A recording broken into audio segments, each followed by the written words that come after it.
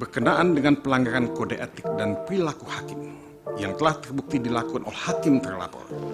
Majelis Kehormatan menilai bahwa perbuatan yang dilakukannya adalah penyimpangan yang melenceng jauh dari koridor lurus yang ditetapkan oleh Sabta Karsa Utama.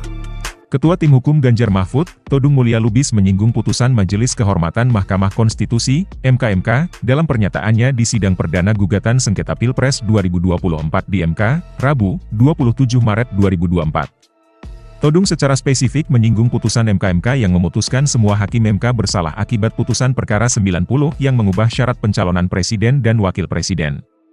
Menurut Todung, putusan MK mestinya bisa membuat semua hakim MK mengundurkan diri.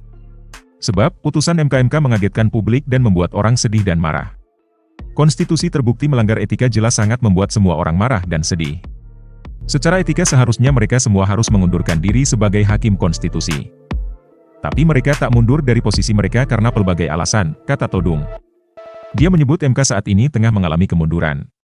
Bukan saja karena putusan-putusannya yang kerap mencederai keadilan, namun juga karena kasus korupsi yang sempat menjerat ketuanya, Akil Mokhtar. Todung mengaku tak habis pikir para hakim MK enggan mundur setelah mereka semua dinyatakan bersalah lewat putusan MK. Alih-alih mundur, ex-ketua hakim MK, Anwar Usman justru ingin kembali menduduki posisi yang ditinggalkannya. Dalam kaitan ini patut ditambahkan pula bahwa Hakim Konstitusi Anwar Usman yang diberhentikan dari posisinya sebagai Ketua MK RI sekarang malah mencoba merebut kembali posisinya. Kita semua hanya bisa mengelus dada sambil berbisik dalam hati, "How low can you go?" kata Todung.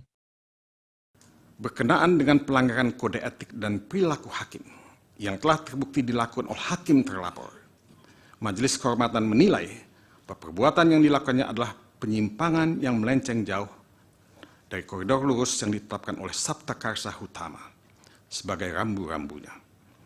Perbuatan yang ikut serta mengadili dan memutus perkara dengan potensi benturan kepentingan dan kemudian putusan dimaksud memberi keuntungan kepada kerabatnya merupakan pelanggaran berat prinsip ketidakberpihakan. Perilakunya pun telah mencoreng reputasi Mahkamah Konstitusi yang digadang-gadang memiliki citra sebagai institusi. Imbasnya, pelanggaran yang dilakukan hakim terlapor pun membuat pudar kepercayaan publik kepada MK.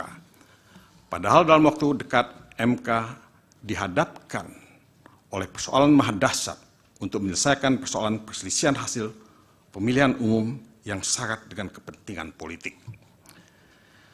Termohon sebagai penyelenggara pemilu memperburuk pelanggaran hukum yang terjadi ketika menerima dan menetapkan pasangan calon nomor urut 2. Padahal PKPU nomor 19 belum sama sekali diubah. Rezim PKPU nomor 19 tahun 2023 masih mensyaratkan usia 40 tahun untuk dipenuhi oleh calon presiden dan wakil presiden. Ironisnya, termohon merasa tidak perlu mengubah PKPU nomor 19 tahun 2023 terlebih dahulu untuk menerima dan menetapkan pasangan calon. Tribun X sekarang menghadirkan lokal menjadi Indonesia.